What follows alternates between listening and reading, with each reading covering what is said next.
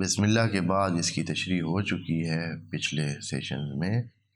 الحمدللہ رب العالمین۔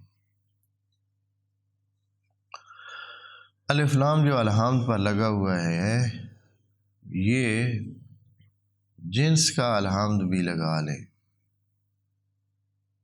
جنس کا جو الف لام ہے وہ سمجھ لیں۔ البتہ اس میں بات تو کرنے والے کرتے ہیں، کہتے ہیں کہ ہو سکتا ہے یہ آہد کا خاص قسم کا حمد ہو تو بھی ہو سکتا ہے، لیکن زیادہ تر یہ ہے کہ جو حمد جسے کہتے ہیں حمد کامل، یعنی پورے کا پورا حمد۔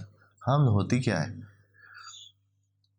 حمد یعنی کسی اختیاری کام پر تعریف کرنا۔ ایک ہوتی ہے مدح یا مدح، عربی میں مدح کہتے ہیں، ہمارے ہاں پڑھنے میں مدح کہتے ہیں۔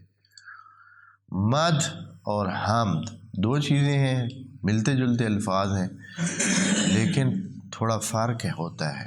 مدح کہتے ہیں جب کسی بھی چیز کی کوئی بھی تعریف کی جائے،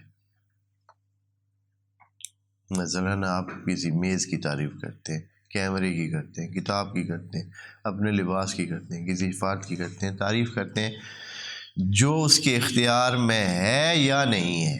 اب بہت ساری چیزیں تو اختیار میں نہیں ہوتی ہیں، آپ مدح کرتے ہیں، اس کے اختیار میں نہیں، اس نے اپنے مرضی سے نہیں کیا۔ مثلاً کسی کے فرض کرو آپ کسی کے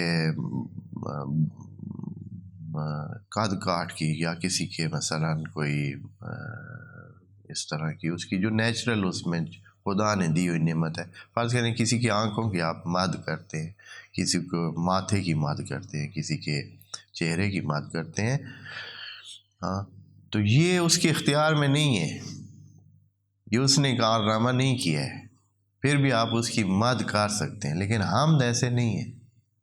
حمد صرف ادھر ہوتی ہے جو کارنامہ اختیار سے کوئی کرے، جو اپنی مرضی سے کچھ کام کیا ہو تو وہاں حمد ہوتی ہے۔ مثلاً آپ کی پڑھائی میں بہت سارے نمبر لے آئے ہیں، یا یہ ہے کہ کسی گیم میں آپ نے کوئی جیت حاصل کی ہے، یا کوئی اور ایسا اچیومنٹ کی ہے اپنے زور سے، اپنی ہمت سے، اپنی محنت سے، اپنے علم سے، اپنے ٹائم دینے سے، تو جب یہ اچیومنٹ ہے تو پھر حمد ہوتی ہے۔